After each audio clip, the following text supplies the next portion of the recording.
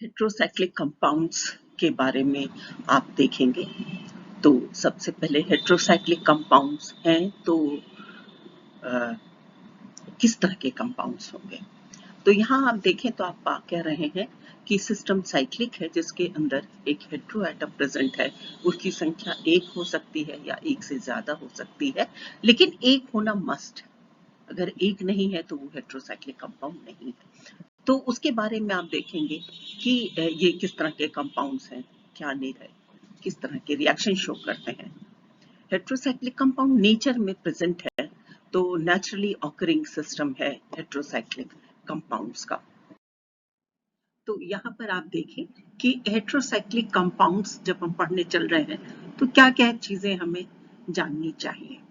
तो सबसे पहले कि हेट्रोसाइक्लिक कंपाउंड्स क्या है, किस तरह का उनका नेचर है, हम उन्हें क्यों पढ़ें। एक आप कह सकते हैं जनरल इंट्रोडक्शन आप देखेंगे यहाँ पे कंटेंट के फॉर्म में हमने लिया है कि हेट्रोसाइक्लिक कंपाउंड का आप जाने कि किस तरह से सिंथेसाइज करेंगे, उसका नेचर कैसा है। फिर एक इम्पॉर्टेंट पॉइंट जो यहाँ पर डिस्कस किया गया है और डिटेल में किया गया है, ये डिटेल में आया है, वो है नॉमेनक्लेचर। तो जब नॉमेनक्लेचर की बात करते हैं और हम हेट्रोसाइक्लिक सिस्टम में, तो इसका मतलब है कि कहीं क्या आईयूपीएसी सिस्टम यहाँ काम नहीं करता है। तो आंसर है हाँ, आईयूपीएसी सिस्टम काम नहीं करता है और इसी वजह से यहाँ पर नाम देने का तरीका अलग है।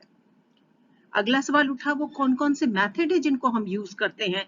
तो ये तीन मेथड देखें यहाँ पर आ रहे हैं आपके सामने। एक है ट्रिवियल मेथड जो चलन में है, दूसरा है सिस्टमैटिक मेथड और जो नाम यहाँ पर है वो है हेंस वाइटमैन मेथड, जिसको मोस्टली यूज करते हैं हेट्रोसाइक्लिक कंपाउंड के नॉमेनक्लेचर के लिए। और अगला मेथड है रिप्लेसमेंट मेथड। तो ये हम कह सकते हैं अपनी बहुत सुविधा के लिए हम यूज कर लेते हैं कि अगर कोई एक साइक्लिक सिस्टम है तो वहां पर हम रिप्लेस करा देते हैं कार्बन को हेटेरो एटम से और उस बेसिस पर नाम बता लेते हैं। तो नॉमेनक्लेचर का जो सिस्टम है ये यहाँ पर डिटेल में डिस्कस किया गया है। अगला है सिंथेसिस। तो किस तरह से हम कंपाउंड्स को सिंथेसाइज कर सकते हैं, तो इसके सिंपल मेथड बताए गए हैं कि किस तरह से हम सिंथेसिस कर सकते हैं। साथ ही साथ केमिकल रिएक्शंस के नाम आपके सामने आएंगे कि कौन किस तरह की केमिकल रिएक्शन हेट्रोसाइक्लिक कंपाउंड्स देते हैं और किस तरह की केमिकल रिएक्शंस यहाँ पर प्रेजेंट होती हैं। हम ये देख लें कि वास्तव में इनकी क्या पोजीशन, हम जिसको के बारे में जानना चाह रहे हैं वो पूरे हमारे ऑर्गेनिक केमिस्ट्री में कहाँ स्टैंड करता है। तो जो एक फ्लो चार्ट आपके सामने आ रहा है तो आप देख रहे हैं कि हाँ, ये फ्लो चार्ट जो आपको दिख रहा है वो बहुत अच्छी तरह से आपको समझ में आ रहा है कि जो साइक्लिक सिस्टम है अगर सिर्फ उसमें कार्बन और कार्बन ही प्रेजेंट है तो उसको हम कार्बोसाइक्लिक कहते हैं। वो हमारे एलिफैटिक नेचर का भी हो सकता है और एरोमेटिक नेचर का भी हो सकता है। एलिफैटिक नेचर का होता है तो हमसे एलिसाइक्लिक कंपाउंड्स या साइक्लोएल्केन्स कहते हैं, और अगर एरोमेटिक नेचर है तो वो आपके एरोमेटिक कंपाउंड है। दूसरी कैटेगरी है हेट्रोसाइक्लिक कंपाउंड की, और हेट्रोसाइक्लिक कंपाउंड्स का भी नेचर एलिफैटिक भी हो सकता है और एरोमेटिक भी हो सकता है। और यहाँ मैं ये आपको बताना चाहूंगी कि जो अब आप पढ़ने जा रहे हैं या पढ़ेंगे वो एरोमेटिक हेट्रोसाइक्लिक कंपाउंड्स है। तो हम लोग यहाँ पे आना चाहते हैं, इस कंपाउंड्स के बारे में जानना चाहते हैं। अगला सवाल उठता है कि किस तरह के कंपाउंड को हेट्रोसाइक्लिक कंपाउंड कहेंगे, कौन हेट्रोसाइक्लिक कंपाउंड है। तो जैसा मैंने आपको पहले कहा कि सिस्टम साइक्लिक होना चाहिए, सिस्टम में कम से कम एक हेट्रो एटम प्रेजेंट होना चाहिए। रिंग जो है वो आप जानते हैं, जो स्मॉलेस्ट रिंग है वो 3 मेंबर्ड है। इससे छोटी रिंग पॉसिबल नहीं है, क्योंकि इससे छोटी रिंग अगर होगी यानी 2 कार्बन होगा तो 2 कार्बन का मतलब क्या है कि वो स्ट्रेट लाइन हो जाएगा, वो साइक्लिक सिस्टम नहीं है। साइक्लिक सिस्टम के लिए 3 मेंबर्ड सिस्टम होना चाहिए, तभी हमारी साइकिल बनती है। तो वो 3 4 5 6 7 सो ऑन एंड सो फोर्थ आप कह सकते हैं। 3 4 5 6 7 8 9 10 या फ्यूज रिंग सिस्टम हो सकते हैं। दूसरा सवाल उठता है कि हेट्रो एटम्स होंगे तो वो कौन से होंगे, तो उसका जवाब है कि एटम हमारे ऑक्सीजन हो सकता है, नाइट्रोजन हो सकता है, सल्फर हो सकता है, फास्फोरस हो सकता है, बोरॉन हो सकता है, सिलिकॉन हो सकता है, सेलेनियम हो सकता है। लेकिन इन जनरल जो हेट्रोसाइक्लिक कंपाउंड्स देखने को मिलते हैं उसमें मोस्टली जो हेट्रो एटम प्रेजेंट है वो है ऑक्सीजन, नाइट्रोजन और सल्फर। ठीक है, ऑक्सीजन, नाइट्रोजन और सल्फर। और यहाँ पर आपको 6 मेंबर्ड और 5 मेंबर्ड दो सिस्टम को यहाँ नीचे दिखाया गया है। आप देखें 6 मेंबर्ड के लिए जो एग्जांपल लिया गया है वो आपका पढ़ा हुआ, आपका अच्छी तरह से जाना हुआ बेंजीन एरोमेटिक है, आप जानते हैं, हाईली डीलोकलाइज सिस्टम है, सारी बॉन्ड लेंथ एक दूसरे के बराबर है। अब अगर आप देखें तो इसमें से किसी भी कार्बन को अगर आप हेट्रो एटम से रिप्लेस कर देंगे तो आपको जो कंपाउंड मिलेगा वो हेट्रोसाइक्लिक कंपाउंड। वो क्या होगा? साइक्लिक कंपाउंड होगा। नाइट्रोजन का सब्स्टिट्यूशन होता है, ऑक्सीजन का सब्स्टिट्यूशन हो सकता है, सल्फर का सब्स्टिट्यूशन हो सकता है। यानी एरोमेटिक रिंग में एक कार्बन का सब्स्टिट्यूशन हेट्रो एटम से करवा दिया जाए तो जो हमें कंपाउंड मिलेगा वो हेट्रोसाइक्लिक कंपाउंड होगा। इसी तरह से 5 मेंबर्ड सिस्टम देखिए तो आप जानते हैं कि अगर साइक्लोपेंटा डाइन का सिस्टम है तो cyclopentadiene as such aromatic system नहीं है, लेकिन अगर साइक्लोपेंटाडाइन एनाइन के फॉर्म में आता है तो उसको हम कह सकते हैं साइक्लोपेंटाडाइइनाइल एनाइन, साइक्लोपेंटाडाइइनाइल एनाइन। तो उस केस में हम देखते हैं कि जो साइक्लोपेंटाडाइइनाइल एनाइन है वो हमारा कैसा है? एरोमेटिक है। ये है। और इसमें अगर एक कार्बन, ये वाला कार्बन रिप्लेस करवा दें तो आप देख रहे हैं कि यहाँ पर ये सिस्टम एरोमेटिक, सिस्टम कैसा है? एरोमेटिक हो जाता है। तो ये 5 मेंबर साइक्लिक सिस्टम है, एरोमेटिक सिस्टम एटम प्रेजेंट है और ये हेट्रो एटम का नेचर जिस हिसाब से होगा तो इस कंपाउंड का बिहेवियर भी उसी के अकॉर्डिंग होगा। अगला कि अब क्यों पढ़े हेट्रोसाइक्लिक कंपाउंड पढ़ने की क्या जरूरत है, तो एक तो ये कहना चाहूंगी कि हेट्रोसाइक्लिक कंपाउंड्स की एप्लीकेशंस बहुत ज्यादा है, नेचर में प्रेजेंट है। और देखा जाए तो इस समय जितनी फार्मेसी है और बीमारियों का हाल आप देख ही रहे हैं, तो फार्मास्यूटिकल इंडस्ट्रीज है, एग्रोकेमिकल्स है, वेटरनरी प्रोडक्ट्स हैं, इन सब में हेट्रोसाइक्लिक कंपाउंड्स यूज होते हैं। खास करके फार्मेसी का सिस्टम बहुत इंपॉर्टेंट और बड़ा वाइड स्प्रेड सिस्टम है। दूसरा है एंटीऑक्सीडेंट के फॉर्म में, कोरोजन इनहिबिटर के फॉर्म में इसको यूज करते हैं, बहुत सारी डाइज और पिगमेंट्स की सिंथेसिस के लिए यूज करते हैं। इस समय रिसर्च के लिए भी ये एक इम्पोर्टेंट फील्ड है जिसमें कि कंपाउंड को सिंथेसाइज किया जा रहा है कि किस तरह से हमारे जो सिंपल हेट्रोसाइक्लिक सिस्टम है हम एडिशन करके एक ऐसे सिस्टम को बना सकते हैं जो कि यूजफुल सिस्टम हो। हेट्रोसाइक्लिक सिस्टम का नेचर क्या होगा? तो उसका आंसर है वो एलिफैटिक भी हो सकता है, वो एरोमेटिक भी हो सकता है। तो एलिफैटिक के कुछ एग्जांपल आपके सामने और कुछ एग्जांपल एरोमेटिक के हैं। एलिफैटिक में देखें तो यहाँ आप देख रहे हैं कि सिर्फ साइक्लोएल्केन का सिस्टम है, चाहे वो 3 मेंबर सिस्टम है, चाहे वो 5 मेंबर सिस्टम है या 6 मेंबर सिस्टम है। तो 3 मेंबर सिस्टम को अगर आप देखें तो ऑक्सीजन कंटेनिंग है तो ऑक्सीरेन हो जाएगा। दूसरा सिस्टम देखें तो ये सिस्टम क्या है? नाइट्रोजन कंटेनिंग है तो यहाँ पर H होना चाहिए।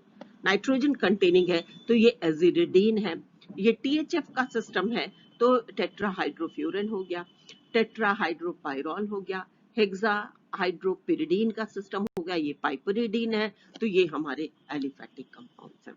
और एरोमेटिक वर्जन में आते हैं तो ये देखिए फ्यूरन है ऑक्सीजन कंटेनिंग, सल्फर कंटेनिंग है तो थायोफीन का सिस्टम है, पाइरॉल का सिस्टम है, पिरिडीन का सिस्टम है और यहाँ पर ये फ्यूज रिंग सिस्टम है। एक रिंग आपकी जो है बेंजीन की रिंग है, दूसरी रिंग आपकी पिरिडीन की रिंग है, तो ये आपका क्विनोलिन कहलाता है। तो ये एरोमेटिक और एलिफैटिक हेट्रोसाइक्लिक के कुछ एग्जाम्पल आपके सामने। तो अब हम देखते हैं कि किस तरह से हेट्रोसाइक्लिक सिस्टम की एरोमेटिसिटी की जो हम बात करते हैं वो क्राइटेरिया फुलफिल हो रहा है। तो देखें तो एरोमेटिसिटी की सिस्टम में है या नहीं है, उसके लिए हमारे पास एक सिंपल सा रूल है, हकल्स रूल। और हकल्स रूल है किस तरह का सिस्टम? तो ये आपकी जानकारी में है कि हकल रूल का मतलब ये है कि जो सिस्टम होगा वो सिस्टम मोनोसाइक्लिक होगा, और उसके साथ साथ क्या है कि this is a system of 4n plus 2 पाई, यानी जहां पे 4n और 2 पाई का सिस्टम है, जहां पर कि n की वैल्यू 0, 1, 2, 3, 4 कुछ भी हो सकती है, साइक्लाइज सिस्टम है, वो सिस्टम हमारा एरोमेटिक होता है। दूसरा कि जो बॉन्ड है वो हमारी इक्वल लेंथ के होने चाहिए, और इसका बेस्ट एग्जांपल अगर आप देखें तो आपके पास क्या है, बेंजीन। बेंजीन में आप देखते हैं कि 6 कार्बन का सिस्टम है, सारी बॉन्ड लेंथ आपस में बराबर है, लेकिन हम पाते क्या है कि हेट्रोसाइक्लिक सिस्टम में कई बार ऐसा नहीं होता है। वहां क्या है कि बॉन्ड जो है वो ऑल्टरनेट सिस्टम की बॉन्ड लेंथ अलग अलग होती है। ठीक है, तो ये हम ध्यान रखेंगे कि हेट्रोसाइक्लिक सिस्टम में ऐसा भी पाया जाता है, और उसका कारण भी समझ में आता है कि यहाँ पे जितने भी मेंबर्स हैं, जैसे 5 मेंबर हैं, तो 5 मेंबर का नेचर एक जैसा नहीं है। उसमें से एक हेट्रो एटम है तो 2 बॉन्ड की लेंथ अलग हो जाएगी, 2 हेट्रो एटम है तो आपके 3 बॉन्ड की लेंथ अलग हो जाएगी, तो इस तरह से बॉन्ड लेंथ वेरी करती चली जाती है। अगला हम देखते हैं कि पाई का डीलोकलाइजेशन कैसा है। डीलोकलाइजेशन जितना ज्यादा होगा उतनी ज्यादा रेजोनेंस एनर्जी होगी, डीलोकलाइजेशन जितना कम होगा रेजोनेंस एनर्जी उतनी कम होगी। और ये देखा गया कि जहां पे जो हेट्रोएटम प्रेजेंट है उसकी इलेक्ट्रोनेगेटिविटी जितनी कम है, डीलोकलाइजेशन उतना ज्यादा है। इलेक्ट्रोनेगेटिविटी जितनी ज्यादा है, डीलोकलाइजेशन उतना कम है। जैसे अगर आप देखें तो आप क्या पाते हैं, जैसे फ्यूरिन है तो फ्यूरिन के केस में ऑक्सीजन प्रेजेंट है, थायोफिन के केस में सल्फर प्रेजेंट है, पायरोल के केस में नाइट्रोजन प्रेजेंट है। तो अगर हम कंपेयर करें तो हम क्या पाएंगे कि सल्फर के केस में डीलोकलाइजेशन सबसे ज्यादा है, फ्यूरिन के केस में डीलोकलाइजेशन सबसे कम है, तो उसी के अकॉर्डिंग हमारी रेजोनेंस एनर्जी भी बदलती चली जाती। जैसे यहाँ एग्जाम्पल के रूप में देखें तो बेंजीन की कितनी है, 35.9 किलो कैलोरीज पर मोल। उसके बाद देखिए पिरिडीन के केस में 27.9, पायरोल के केस में 21.6, थायोफिन के केस में 29.1, और फ्यूरिन के केस में सबसे कम है, लेस एरोमेटिक सिस्टम है, इट इज अबाउट 16। तो ये वेरिएशन जो रेजोनेंस एनर्जी का है, ये इसके एरोमेटिसिटी से जुड़ा हुआ सिस्टम है। तो अगला अब हम आते हैं नॉमेनक्लेचर में। तो नॉमेनक्लेचर की बात जब हम कर रहे हैं, इसका मतलब है कि यहाँ पर आईयूपीएसी सिस्टम काम नहीं करता है। तो जब आईयूपीएसी सिस्टम काम नहीं कर रहा है, जो मेथड काम करता है वो 3 मेथड है जिनकी मदद से हम नाम देते हैं। एक मेथड है ट्रिवियल मेथड, दूसरा मेथड है सिस्टमैटिक मेथड जो कि हैंस वाइडमैन मेथड कहलाता है, और तीसरा मेथड है रिप्लेसमेंट मेथड। तो हम एक एक करके देखें तो सबसे पहले हम ट्रिवियल मेथड को देखते हैं। ट्रिवियल मेथड में जो नाम दिए जाते हैं वो इस बात पर डिपेंड करते हैं कि जो रिंग है उसका सोर्स क्या है, कहाँ से आई है, उसका नेचर कैसा है, उसकी जैसे आप कह सकते हैं उसका कलर कैसा है, कई बार कलर के बेसिस पे, कई बार नेचर स्मेल के बेसिस पे, कई बार उसके ओरिजिन के बेसिस पर नाम दिया जाता है। तो कुछ कंपाउंड्स यहाँ दिए हुए हैं, आपके सामने एक लिस्ट आ रही है और उसका क्या ट्रिवियल नाम है वो दिया हुआ है। देखा ये गया कि जब हम फ्यूज रिंग सिस्टम की बात करते हैं तो प्रीफिक्स के फॉर्म में इन्हीं ट्रिवियल नेम को ही यूज करते हैं। जैसे देखिए तो हमारे सामने एक मेंबर यहाँ आया हुआ है, 5 मेंबर रिंग है, एरोमेटिक सिस्टम है, तो उसके लिए टर्म यूज हुआ है पायरोल। दूसरा मेंबर है ऑक्सीजन के साथ तो फ्यूरिन, तीसरा है थायोफिन, फिर सिलीनियम आ गया है तो सिलिनोफिन, और इस तरह से नाम वेरी करता चला जा रहा है। ये आगे बढ़े तो नाइट्रोजन को देखें तो किस तरह से है। नाइट्रोजन अगर 5 मेंबर सिस्टम में 1-3 पोजीशन पे तो उसको इमिडाजोल कहते हैं, और अगर ये 1-2 पोजीशन पे होती है तो पायराजोल कहते हैं। ऑक्सीजन नाइट्रोजन 1-2 पोजीशन पे तो आइसोऑक्साजोल कहते हैं, 1-3 पोजीशन पे होते हैं तो ऑक्साजोल कहते हैं। तो इस तरह से कुछ कंपाउंड्स हैं जिनके नाम आपके सामने आ रहे हैं, और ये आप देखेंगे कि जब आप पढ़ते हैं तो आप ट्रिवियल नेम को ही ज्यादा यूज करते हैं। हम हैंस वाइडमैन के मेथड से जो नाम आ रहा है उसका यूज कम करते हैं और ट्रिवियल नेम का ज्यादा यूज करते हैं। तो आप कह सकते हैं कि ट्रिवियल नेम सबसे ज्यादा यूज किए जाने वाले नाम में है। अब सिस्टमैटिक सिस्टम में आ जाएं, किस तरह से हम मेथड में नाम देते हैं। तो इसके लिए ध्यान रखें कि ये जो सिस्टम है दिस इज फॉर मोनोसाइक्लिक, एक साइकिल होनी चाहिए। और इसमें सबसे पहले हम देखते हैं कि क्या हमारे कंपाउंड में जो साइक्लिक है उसमें हेटेरोएटम प्रेजेंट है या नहीं। पहला क्या है, हेटेरोएटम प्रेजेंट है या नहीं, क्योंकि अगर हेटेरोएटम नहीं है तो वो तो हेटेरोसाइक्लिक कंपाउंड ही नहीं है। हेटेरोएटम प्रेजेंट है तो वो कौन सा है, कि वो ऑक्सीजन है, कि नाइट्रोजन है, कि सल्फर है, कि फास्फोरस है, कि सिलिकॉन है, बोरॉन है, आर्सेनिक है। आर्सेनिक में एस स्मॉल होना चाहिए, एस स्मॉल होगा, आर्सेनिक है या सिलेनियम है। तो उस हिसाब से हम नाम देते हैं, ठीक है। ऑक्सीजन है तो ऑक्सा, नाइट्रोजन है तो एजा, सल्फर है तो थिया, फास्फोरस है तो phospha, so on and so forth. कैसे यूज करते हैं, so it is used as prefix, remember this thing that this is used as prefix. फिर कितने हेटेरोएटम है, नंबर ऑफ हेटेरोएटम। अगर एक है तो हम मोनो टर्म नहीं यूज करते हैं, क्योंकि आपको मालूम है, वो अंडरस्टूड है कि नाम कुछ नहीं लिखा हुआ इसका मतलब सिंगल है। अगर दो है तो डाई, तीन है तो ट्राई, चार है तो टेट्रा, पांच है तो penta, so on and so forth. लेकिन ये कब di tri tetra term use करेंगे, तो उसकी एक खास कंडीशन है, when same heteroatoms are present। जब हेटेरोएटम एक जैसे हो, जैसे दो ऑक्सीजन हो डाईऑक्सा, तीन नाइट्रोजन हो ट्राईएजा, चार सल्फर हो टेट्राथिया, ठीक है। अगर एक जैसे होंगे तभी die tri tetra term use करते, अगर नहीं है, अगर दो है दोनों का नेचर अलग अलग है, तीन है तीनों का नेचर अलग अलग है, दो एक जैसे हैं अगला अलग है, तब हम देखते हैं कि किस तरह की प्रायोरिटी है। देखें, और प्रायोरिटी में हम देखते हैं तो क्योंकि आपको जैसा हमने बताया कि आप जो हेटेरोएटम आप एनकाउंटर करेंगे तो वो स्पेशली आपके ऑक्सीजन सल्फर और नाइट्रोजन है, तो ऑक्सीजन सल्फर और नाइट्रोजन में प्रायोरिटी पर ऑक्सीजन है, followed by sulphur and then nitrogen, ठीक। तो कहीं भी जब हम नंबरिंग करते हैं हेटेरो सिस्टम में, तो नंबरिंग कहां से की जाती है, ध्यान रखें, नंबरिंग हमेशा शुरू करते हैं हम हेटेरो एटम से। नंबरिंग उस डायरेक्शन में बढ़ती है जहां पर अगला हेटेरो एटम नजदीक प्रेजेंट हो, जिसको लोएस्ट लोकेंट नंबर मिले।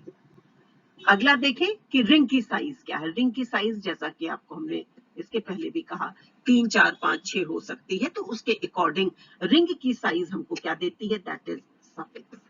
रिंग की साइज सफिक्स देगी और हेटेरो एटम की साइज प्रीफिक्स देती है। नंबरिंग कहां से करेंगे, हेटेरो एटम से करेंगे। और अगला जो हमें ध्यान रखना है कि अगर कोई ऐसा कार्बन है जहां पर आप देख रहे हैं कि वो कंप्लीट साइक्लाइजेशन में नहीं इन्वॉल्व है, कंप्लीट साइक्लाइजेशन या आप कह सकते हैं कॉन्जुगेटेड पाई बॉन्डिंग में नहीं इन्वॉल्व है, जहां पर sp3 हाइब्रिडाइज्ड कार्बन है, जहां पे हाइड्रोजन की संख्या बढ़ी हुई है, तो उस हाइड्रोजन को भी बताया जाता है, इसको ध्यान रखेंगे। फिर अगर सिस्टम हमारा फ्यूज रिंग का है तो उसका किस तरह से नाम देंगे, इसको हम ध्यान रखेंगे। तो ये कुछ पॉइंट्स हैं जिनको ध्यान रखते हुए हम आगे बढ़ते हैं। अब आपके पास प्रीफिक्स आ गया, क्या है प्रीफिक्स, तो ध्यान रखें, हेटेरोएटम। सफिक्स क्या है, साइज ऑफ द रिंग। अब आगे देखें तो आपके पास ये आया कि प्रीफिक्स क्या है और सफिक्स क्या है। प्रीफिक्स का नाम हैंड्स वाइटमैन मेथड के हिसाब से कि ऑक्सीजन है तो ऑक्सा, और ये this is according to priority, ये भी ध्यान रखें, ये प्रायोरिटी से ही है कि ऑक्सीजन है, सल्फर है, सिलीनियम है, टेल्यूरियम है, नाइट्रोजन है, फास्फोरस है, और ये किस वैलेंस स्टेट में है, उसके लिए प्रीफिक्स क्या यूज करते हैं। और प्रीफिक्स जब लगाते हैं, जब नाम में फाइनली, तो हम एक जो लास्ट में आपका आ रहा है, अगर फॉलोड बाय ये वॉबल है तो उसको हम कट कर देते हैं। यहाँ पर आपके पास आया कि रिंग की साइज क्या है, रिंग में कौन सा हेटेरोएटम प्रेजेंट है, स्पेशली नाइट्रोजन है कि नहीं है, और अगर रिंग सैचुरेटेड है तब क्या सफिक्स होगा, रिंग सैचुरेटेड है तब क्या सफिक्स होगा। तो यहाँ पर देखिए, तो यहाँ पर आप देख रहे हैं सबसे स्मॉल साइज की रिंग हमारी है 3 मेंबर्ड रिंग के लिए जो टर्म यूज करते हैं, अगर रिंग में नाइट्रोजन प्रेजेंट है, अनसैचुरेटेड सिस्टम है, तो एरीन, देखिए एरीन। और अगर सैचुरेटेड अनसैचुरेटेड सिस्टम है, नाइट्रोजन नहीं है, तो क्या कर रहे हैं, एरीन। अब इन दोनों में अंतर देखें तो क्या है, देखें कि IRINE नाइट्रोजन कंटेनिंग में और IRENE जहां पर नाइट्रोजन नहीं है। ठीक, नाइट्रोजन कंटेनिंग में सैचुरेटेड सिस्टम में इरिडीन, और सैचुरेटेड सिस्टम जहां नाइट्रोजन नहीं है इरेन। किस तरह का आ गया ये नाम, यहाँ देखें तो ऊपर से अब नीचे की ओर जा रहे हैं तो देख रहे हैं कि जो सफिक्स है वो क्या आ रहा है, तो आंसर आ रहा है एन, जैसे एल्केन। ठीक, तो saturated with no nitrogen is an, saturated system में। दूसरा देखिए 4 मेंबर्ड रिंग है, तो क्या लगा है एट, क्या लगाया एट, और इटिडीन, यहां पर भी एट आया, लेकिन यहां क्या आ गया इटेन, एट इटेन, ओल, यहां देखिए यहां भी ओल है। अंतर कहां है कि यहां पर आप ओलेन यूज कर रहे हैं, यहां पे ओलिडीन। तो ये डिफरेंस सिर्फ आपके 3, 4, 5 मेंबर्ड सिस्टम में होता है, उसके बाद का डिफरेंस नहीं आप देखेंगे। तो आप देखें 5 मेंबर्ड के बाद ये डिफरेंस नहीं एग्जिस्ट कर रहा है। तो 6 मेंबर सिस्टम है तो यहाँ पे INE, यहाँ पे IN, और सैचुरेटेड है तो एन यूज करते हैं। और यहाँ पर अगर सैचुरेटेड है तो पर हाइड्रो टर्म यूज किया जाता है, पर हाइड्रो। ठीक है, पर hydro. Epine, epane, ocine, ocane, onine, onane. तो इस तरह से आपके पास सफिक्स आते हैं। तो मोस्टली जो आप देखते हैं वो 3, 4, 5, 6 मेंबर तक आते हैं। 7 मेंबर, 8 मेंबर आ रहे हैं तो इस लिस्ट को थोड़ा सा ध्यान रखेंगे तो आप नाम कर सकते हैं। अब आगे कुछ कंपाउंड्स और किस तरह से उसको नाम दे रहे हैं, तो देखें कि सबसे पहले जैसे ये रिंग है आई, तो रिंग आप क्या देख रहे हैं, 3 मेंबर्ड रिंग है। ठीक है, और कैसी है, सैचुरेटेड रिंग है। नाइट्रोजन प्रेजेंट है तो नहीं, एब्सेंट है। क्या प्रेजेंट है, ऑक्सीजन। ऑक्सीजन के लिए क्या टर्म यूज करते हैं, ऑक्सा। और 3 मेंबर्ड सिस्टम के लिए क्या यूज करते हैं, इरेन। तो अब इन दोनों को जब जोड़ना होगा तो क्या होगा, ए के बाद क्या आ रहा है, आई, तो इस वॉवल इसको काट देंगे। अब इसको जोड़िए तो OXIRANE, ऑक्सीरेन। क्या हो जाएगा, ऑक्सीरेन। आगे बढ़िए, ये भी सैचुरेटेड सिस्टम है। अब क्या हो गया, अब नाइट्रोजन आ गया। तो जब नाइट्रोजन आ जाता है उस केस में नाम में एजा तो आया, लेकिन ये देखिए ये बदल गया, ये क्या आ गया, इरिडीन। यहाँ इरेन है, यहाँ इरिडीन है, दोनों को जोड़ दीजिए, एजिरिडीन। अनसैचुरेशन आ गया, तो अनसैचुरेशन हो जाएगा तो क्या टर्म यूज करेंगे, इरीन, या कई जगह इसको प्रोनाउंस राइन भी करते हैं, लेकिन इरीन करें तो एजा प्लस इरीन, और इसका ये काट दें एजीरीन, ये आपके पास नाम आ गया। ये देखें तो अब आपके पास 2 हेट्रोएटम हो गए, एक है ऑक्सीजन, एक है नाइट्रोजन। अब नंबरिंग कहां से करेंगे, तो पहला हो जाएगा ऑक्सीजन, दूसरा हो जाएगा नाइट्रोजन, ये हो जाएगा थर्ड। तो इसका नाम सबसे पहले क्या लिखेंगे, ऑक्सीजन, फिर एजा, फिर उसके बाद क्या लिखेंगे, इरिडीन, इरिडीन। तो ऑक्सा एजिरिडीन। यहां देखिए ये ए ये कटा, ये ए ये कटा, और इसको जोड़ दिया गया, ऑक्साजिरिडीन। 4 membered system, saturated system, nitrogen present, nitrogen के लिए एजा और एटिडीन, एजेटिडीन। Unsaturated system, 4 membered system, nitrogen presence एजा एट एजेट। सल्फर प्रेजेंट है सैचुरेटेड, थियाइटेन, थिएटेन। फॉस्फोरस है, ओल है, फॉस्फोल। ऑक्सीजन देखिए, ऑक्सीजन है, 5 मेंबर्ड सिस्टम है, ओलेन लगाएंगे, ऑक्सोलेन, इसी को कहते हैं THF। अगर आप देखें तो टेट्रा हाइड्रोफ्यूरिन यही चीज है, THF, टेट्राहाइड्रोफ्यूरिन, टेट्राहाइड्रोथायोफिन। तो जैसे ये थियोलेन आया तो यही है टेट्राहाइड्रोथायोफिन। यहाँ पे देखें तो टेट्राहाइड्रोथायोफिन, THT। यहाँ देखिए थियापेन, थिया प्लस इपेन, थियापेन। तो इस तरह से हम सफिक्स क्या है, प्रीफिक्स क्या है, उन दोनों को जोड़ करके नाम बता सकते हैं।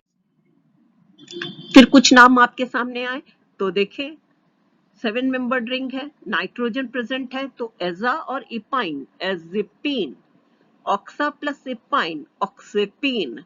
ये हो गया 8 मेंबर सिस्टम। 8 मेंबर के लिए ओसीन, एजा प्लस ओसीन, एजोसीन। तो किस तरह का सिस्टम है उस हिसाब से हम नाम बता सकते हैं। अगली कंडीशन आई कि यहाँ पर देखें तो कंडीशन क्या है, presence of identical heteroatom, multiplicity of heteroatom. वो न्यूक्लियस जहां पर एक ही जैसे हेटेरोएटम है लेकिन उनकी संख्या एक से ज्यादा है, तब हम कैसे नाम देंगे। तो यहाँ पर देखें तो यहाँ पे जैसे 5 मेंबर्ड है, सैचुरेटेड सिस्टम है, नंबरिंग शुरू करें 1 2 3 4 और 5। तो देखिए यहां से आ रहा है 1 3, लेकिन अगर आप इसको क्लॉकवाइज डायरेक्शन में जाएंगे तो देखेंगे 1 2 3 4। तो हम क्लॉकवाइज नहीं करेंगे, एंटी क्लॉकवाइज चलेंगे और हम देख रहे हैं ये पोजीशन क्या आ गई 1 3। तो 1 3 पोजीशन है किसकी, ऑक्सीजन की। ऑक्सीजन के लिए टर्म क्या यूज करते हैं, ऑक्सा। 2 है तो डाई, और क्या है 5 मेंबर्ड रिंग है तो ओलेन। 1 3 देखें डैश डाई ऑक्सोलेन, 1 3 डाई ऑक्सोलेन। दूसरा सिस्टम देखिए नाइट्रोजन का सिस्टम है। अब यहाँ क्या आप पा रहे हैं कि नाइट्रोजन है, 5 मेंबर रिंग है, अनसैचुरेटेड रिंग है। तो यहाँ पे टर्म क्या यूज करेंगे, ओल, ओल यूज करेंगे। तो और नंबरिंग कैसे करेंगे, तो 3 नाइट्रोजन, क्या तीनों नाइट्रोजन एक जैसे हैं, आंसर है नहीं। अब यहाँ पर देखिए तो नाइट्रोजन और किससे करेंगे, हमने आपको बताया कि वो नाइट्रोजन जिसमें H जुड़ा है। तो 1 2 3 4 5। तो क्या पोजीशन है 1 2 4। दूसरा अगर रिवर्स कर दे तो आपके पास हो जाएगा 1 3 5। तो क्या हो जाएगा 1 2 4, 3 है तो ट्राई एजो, 1 3 4 ट्राइआजोल। ये देखिए 1 2 4 ट्राइआजोल। अगला सिस्टम 6 मेंबर्ड का है, इन लगेगा सफिक्स। पोजीशन क्या है 1 2 3, दोनों नाइट्रोजन एक जैसे हैं, आंसर है हाँ 1 2 3, this is 4, this is 5, this is 6, right? So it is 1 3 diazine, 1 3 5 triazine। तो जब एक जैसे हैं तब कैसे हम नंबरिंग करेंगे वो आपने देखा, और अगर अलग अलग हैं तब कैसे नंबरिंग करेंगे। अब अलग अलग सिस्टम है तो देखें यहाँ पर देखा आपने नाइट्रोजन और सल्फर है, प्रायोरिटी किसकी है, सल्फर की। नंबरिंग कहाँ से, सल्फर से, 1 2 3 4, और ये क्या हो गया। अब देखें तो थिया ऐसा ओ, तो 1 3 थियाजोल, ये देखें 1 3 थियाजोल। दूसरा सिस्टम आया नंबरिंग ऑक्सीजन से 1 2 3 4 5 और 6। लेकिन इस नाइट्रोजन को अगर आप देखें तो यहाँ पे हाइड्रोजन भी प्रेजेंट है, किस पोजीशन पे है 4H। तो इसको क्या लिखना चाहिए, आंसर होगा 4 डैश कैपिटल H। तो इसका नाम क्या होगा 4H14 ऑक्साजीन। अगर सिर्फ इतना लिखा है तो भी देखिए आप बता सकते हैं कि 4H14 ऑक्साजीन, इसका मतलब क्या हुआ कि चौथे पे एक हाइड्रोजन प्रेजेंट है, ऑक्सीजन 1 पोजीशन पे है, एजा नाइट्रोजन 4 पोजीशन पे, और इस नाइट्रोजन पे हाइड्रोजन प्रेजेंट है 6 मेंबर्ड रिंग। फिर यहाँ आए तो यहाँ पर देख रहे हैं रिप्लेसमेंट किसका हुआ है, सल्फर का हुआ है। तो ये भी फिर आपका 4H का ही सिस्टम है, 4H14 थियाजीन। तो इस हिसाब से हम नंबरिंग करते हैं, ठीक है। नंबरिंग कैसे करेंगे, तो ये वैसे तो अब तक आप नंबरिंग कई बार कर चुके हैं, लेकिन फिर भी यहाँ देखें तो नंबरिंग क्या है कि अगर एक हेटेरोएटम है तो हम वहीं से नंबरिंग शुरू करते हैं। जैसे पिरिडीन है तो किस तरह से नंबर करेंगे, सब्स्टिट्यूशन है तो इस बात का ध्यान रखते हैं कि जो सब्स्टिट्यूएंट है उसको लोएस्ट पोजीशन मिले। सो इट इज 2 5 डाइमेथिल पिरिडीन। यहाँ देखें तो 3 मेथिल ऑक्सीपीन। यहाँ देखें तो एजोसीन का नंबर। जहां पर 2 आइडेंटिकल है वहां कैसे करेंगे, तो ये देखें 1 3, ये क्या हो गया 1 3। यहाँ देखें तो ये पोजीशन में इसको अगर 1 4 करते हैं तो ये क्या हो जाएगा, ये गलत हो जाएगा। ये देखिए 1 2 4 तो ये सही है, और इसी को उल्टा कर दे 1 3 4 कर दे तो ये गलत हो जाएगा। तो कौन सा सिस्टम आपका सही है, कौन सा सिस्टम आपका गलत है, वो भी आपके सामने आया। इसी तरह से अगर 2 हेटेरोएटम है, 3 हेटेरोएटम है, नेचर अलग अलग है, तो उसका नाम कैसे दिया जाएगा, तो उसका नाम देखिए 1 3 थियाजोल, 1,3 ऑक्साजोल, 1,2 ऑक्साथियोलेन। यहाँ पे देखें तो ये क्या नाम सही है, देखें तो इसमें आ जाएगा 1, 2, 4 थिया डाइएज़ोल। देखिए थिया डाइएज़ोल। अब इसका ही नाम रखा जाए 135। अगर आप एंटी क्लॉकवाइज करें तो 135 आया, 135 थियाजोल है, तो ये इनकरेक्ट है। इसका मतलब हो गया कि क्लॉकवाइज एंटी क्लॉकवाइज का कोई मतलब नहीं है, मतलब सिर्फ हमारा इतना है नंबरिंग का डायरेक्शन क्लॉकवाइज भी कर सकते हैं, एंटी क्लॉकवाइज भी कर सकते हैं। हमें सिर्फ इस बात का ध्यान रखना है कि जो पोजीशनिंग हम अलॉट करते हैं, जो नंबरिंग हम अलॉट कर रहे हैं, वो लोएस्ट होनी चाहिए, वो कम होनी चाहिए। अब देखिए तो किस तरह से हाइड्रोजन की पोजीशनिंग करेंगे। तो ये पहले भी आप देख चुके हैं, फिर आपके सामने आया। तो जैसे इस एग्जांपल को देखें तो इसमें क्या देख रहे हैं, फोर्थ पोजीशन पे 4H14 यहाँ देखें तो यहाँ पर आप क्या देख रहे हैं, ये कार्बन है CH2, तो 2H14 थियाजीन। यहाँ देखें तो ये 6 है। अब इसको ये नहीं करेंगे 2H आप कर ले, क्यों नहीं कर सकते, क्योंकि हेट्रो एटम है यहाँ पे।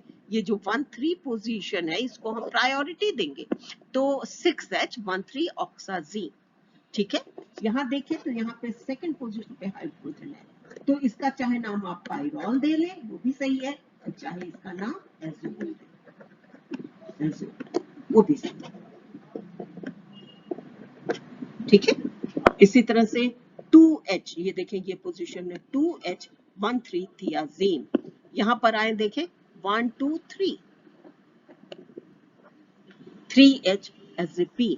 तो इस तरह से नाम देते हैं अगर सिस्टम में हाइड्रोजन प्रेजेंट है।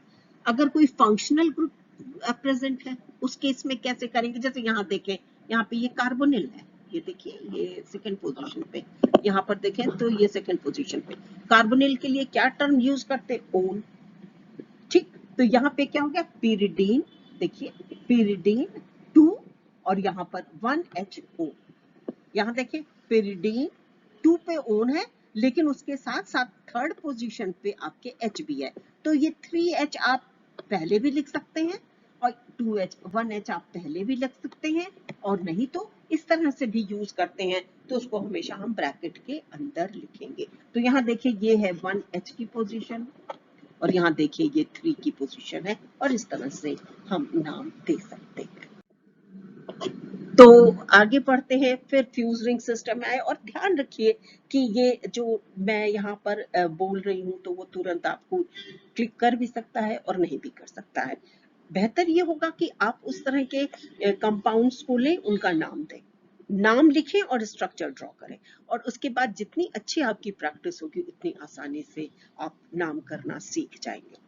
आगे बढ़ रहे हैं, अब हमारे पास फ्यूज रिंग सिस्टम आया, यानी कि हेट्रोसाइक्लिक सिस्टम में एक से ज्यादा रिंग प्रेजेंट है जहां पे फ्यूजन है।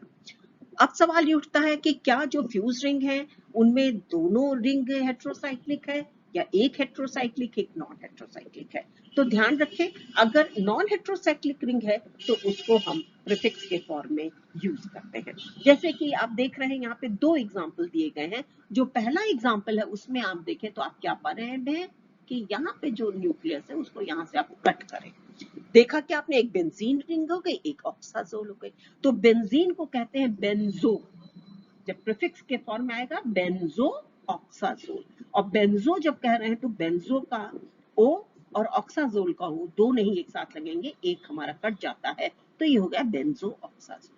अभी हम पोजीशनिंग की बात नहीं कर रहे हैं कि किस पोजीशन से जुड़ा हुआ है, अभी एक सिंपलेस्ट एग्जांपल के साथ शुरू कर रहे हैं। आप जैसे जैसे आगे बढ़ेंगे आप बेंजो ऑक्साजोल को भी किस तरह से करेक्ट लिखना चाहिए वो आपके सामने आएगा। दूसरा रिंग देखें तो दूसरे रिंग में देख रहे हैं कि यहाँ पे तो नाइट्रोजन आपका कॉमन नाइट्रोजन है, तो यहाँ पर तो यहाँ पे थोड़ा, तो हमने क्या देखा, एक जगह ये 1,3 एजीन का सिस्टम है, पिरिमिडीन है, और दूसरी जगह ये पाइरॉल है।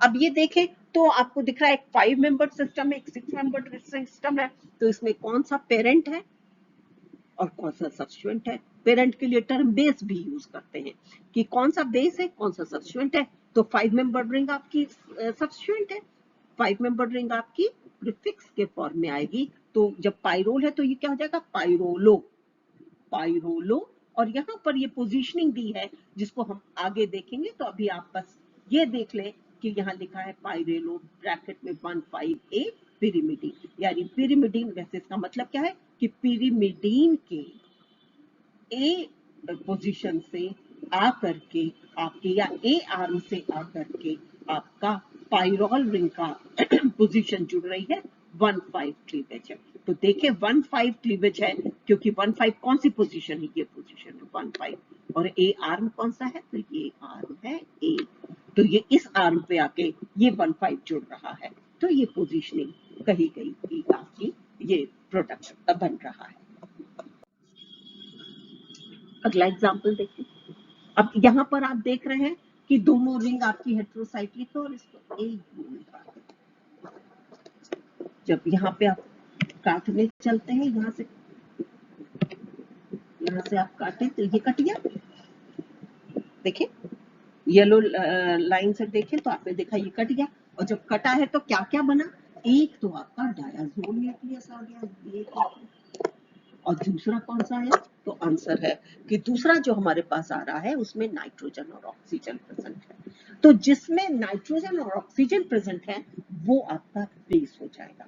तो यहाँ पे बेस कौन सा हो गया, ऑक्साजोल, ऑक्साजोल। और कौन आपका प्रीफिक्स के फॉर्म में आएगा, तो उसका आंसर है, ये न्यूक्लियस क्या है, 1,3 डायाजोल का है, और इसको क्या कहते हैं, तो ये आंसर है कि इसको कहते हैं इमिडाजो। तो ये क्या होगा, इमिडाजो 2,1, और किस पोजीशन से जुड़ रहा है, तो देखिए यहाँ पे ए बी सी डी ई, तो ये बी आर्म से जुड़ रहा है, तो इसको कहेंगे इमिडाजो 2,1 डी ऑक्साजो, इमिडाजो 2,1 डी ऑक्साजो। अगला न्यूक्लियस देखें। अगले न्यूक्लियस में आप आए तो फिर आप क्या देख रहे हैं कि यहाँ पर देखिए हम इसको ए यहाँ से रख किया हमने इस स्ट्रेट लाइन से, तो एक क्या आया 1,3, 1,3, ये देखें 1,3 पोजीशन है, तो 1,3 है यानी इमिडाजोल है, और दूसरा क्या है 1,2, 1,2 है पिरिडाजीन, यानी पिरिडाजीन पे इमिडाजो आकर के जुड़ रहा है, तो इसका नाम क्या हो जाएगा, इमिडाजो 1,5B। 1,5 क्यों है, क्योंकि ये आर्म है, बी क्यों कह रहे हैं, क्योंकि एक तो यहां से आकर के ये जुड़ रहा है, तो बी प्लेस पर आकर के जुड़ रहा है, और बी पर जुड़ने की वजह से, ये पोजीशन है बी की, बी पर जुड़ने की वजह से ही ये देखिए ये है आपकी बी आर्म जो जुड़ रही है, और आपको ये प्रोडक्ट मिल रहा है। तो देखें यहाँ पर एक फ्लो चार्ट के फॉर्म में आपके सामने आ रहा है कि किस तरह से फ्यूज सिस्टम का आप नाम दे सकते हैं। तो यहाँ पर देखें तो आप क्या पा रहे हैं कि यहाँ पर 2 रिंग प्रेजेंट है। तो सबसे पहले आप क्या देखेंगे कि इसमें से किसी के पास नाइट्रोजन है या नहीं है, तो आंसर है हाँ नाइट्रोजन है, तो वो रिंग हमारी बेस रिंग हो जाएगी। ठीक, आगे बढ़े, अगर ऐसा नहीं है तब क्या है, तो अगर दोनों में नाइट्रोजन नहीं है तब हम देखते हैं कि इसमें प्रायोरिटी किसको देते हैं, तो आपको मालूम है कि प्रायोरिटी किसकी ज्यादा है, ऑक्सीजन की सल्फर पे, तो यहाँ क्या होगा फ्यूरिन। ठीक है, तो और अगला चले, तो अगला हम देखेंगे कि जो सिस्टम है आपका उसमें अगर 2 से ज्यादा रिंग प्रेजेंट है, जैसा कि आप यहाँ देख रहे हैं कि एक बेंजीन रिंग है, देखिए दूसरी पिरिडीन रिंग है, तीसरी पायराजीन रिंग है, तो इसका कैसे नाम दे, तो इसमें ये रहते हैं कि हम जो सिस्टम है उसको 2 रिंग में कन्वर्ट करते हैं कि एक आपका प्रीफिक्स हो जाए, एक आपका सफिक्स हो जाए। तो यहाँ अगर आप देखें तो प्रीफिक्स के फॉर्म में जो बड़ी रिंग है जिसमें ज्यादा नंबर है वो आपकी बेस रिंग हो जाती है, तो क्विनोलिन आपकी बेस रिंग हो गई और पायराजीन आपकी सब्स्टिट्यूएंट के फॉर्म पायराजिनो हो जाएगा और क्विनोलिन हो जाएगा।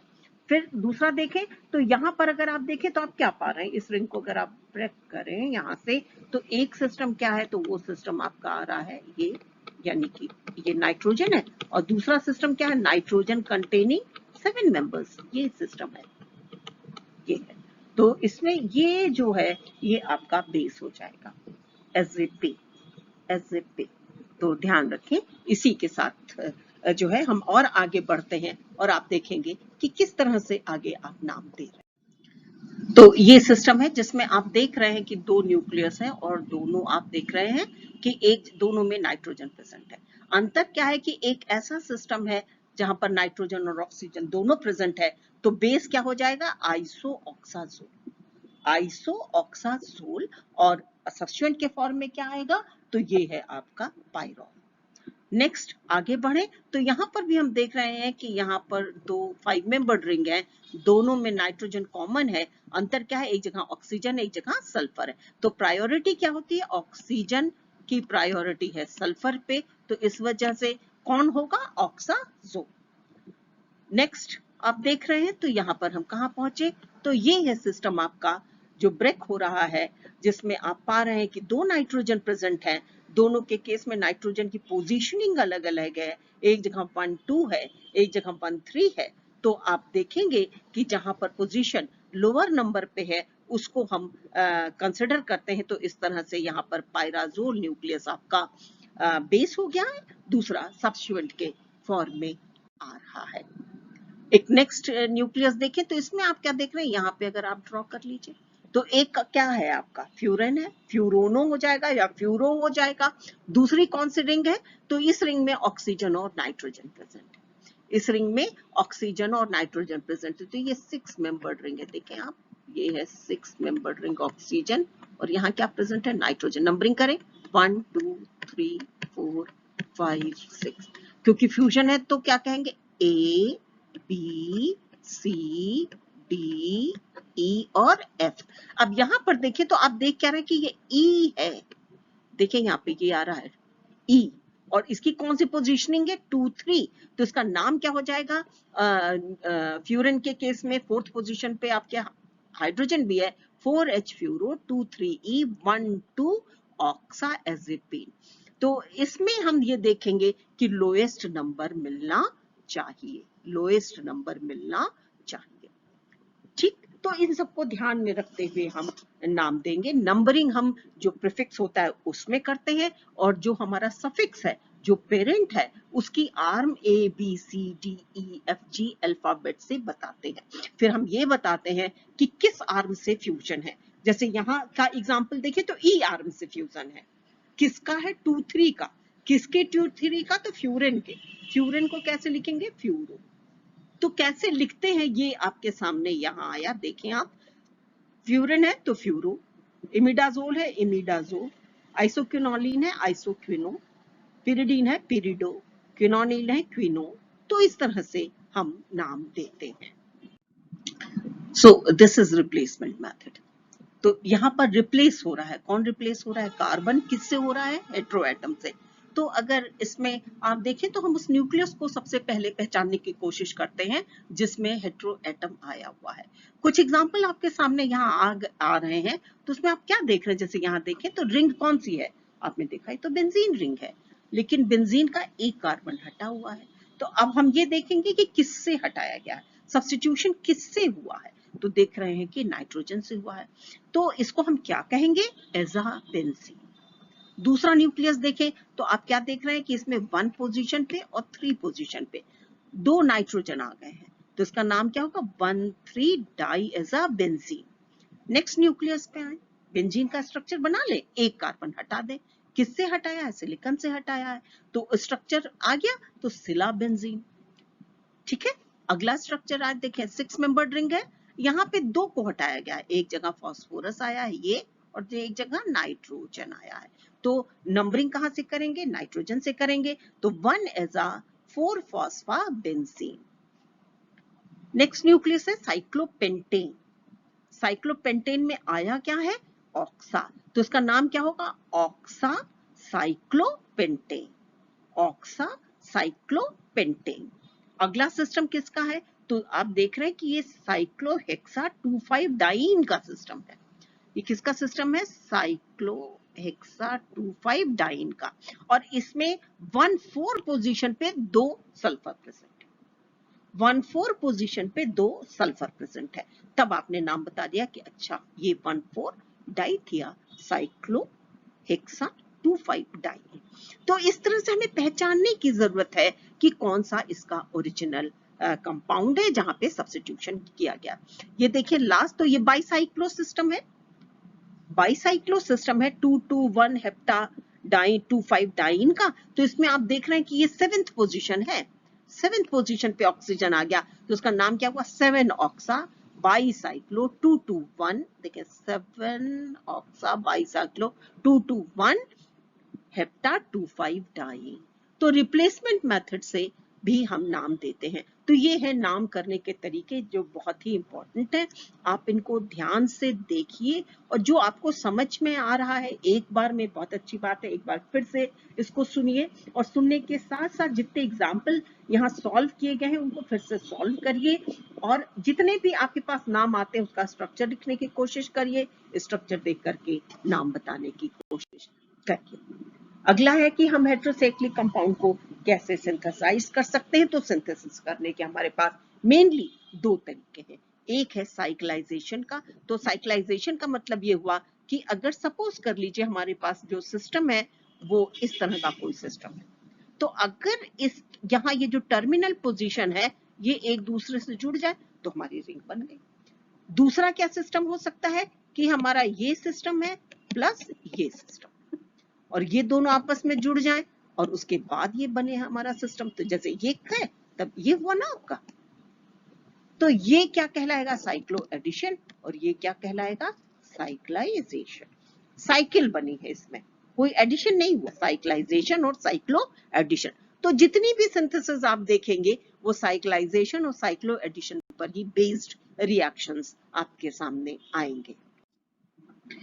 और यहाँ पर फिर एक बार हम देख लें कि हेट्रोसाइक्लिक न्यूक्लियस में किस तरह के रिएक्शंस जनरली देखे जाते हैं। तो देखें एरोमेटिक सिस्टम है तो इलेक्ट्रोफिलिक सब्स्टिट्यूशन होता है। कुछ न्यूक्लियस ऐसे होंगे जहां पे आपको न्यूक्लियोफिलिक सब्स्टिट्यूशंस भी देखने को मिलेंगे। एडिशन रिएक्शंस कम होती हैं, किस में होंगी, तो जिनकी रेजोनेंस एनर्जी कम होगी, जिनकी एरोमेटिसिटी कम होगी वहां पर एडिशन रिएक्शंस होंगे। फ्री रेडिकल रिएक्शंस भी प्रेजेंट हैं। ऑक्सीडेशन और रिडक्शन आसानी से नहीं होता है, ऑक्सीडेशन रिडक्शन आसानी से नहीं होता है, लेकिन ऑक्सीडेशन रिडक्शन के रिएक्शंस देखे जाते हैं साइक्लो एडिशन और फोटोकेमिकल रिएक्शंस। तो ये हैं हमारे पास कुछ रिएक्शंस जो कि हम देखते हैं कि हेट्रोसाइक्लिक कंपाउंड्स इन जनरल देते हैं। इसमें से कहीं पर आप देखेंगे साइक्लो एडिशन नहीं हो रहा है, तो कहीं आप देखेंगे एडिशन नहीं हो रहा है, कहीं पे फोटोकेमिकल नहीं हो रहा है, कहीं पर न्यूक्लियोफिलिक नहीं हो रहा है। तो एक ही कंपाउंड सभी रिएक्शन दे ऐसा नहीं है, इसको ध्यान रखिए, एक ही कंपाउंड सभी रिएक्शंस दे ऐसा नहीं है। तो इसके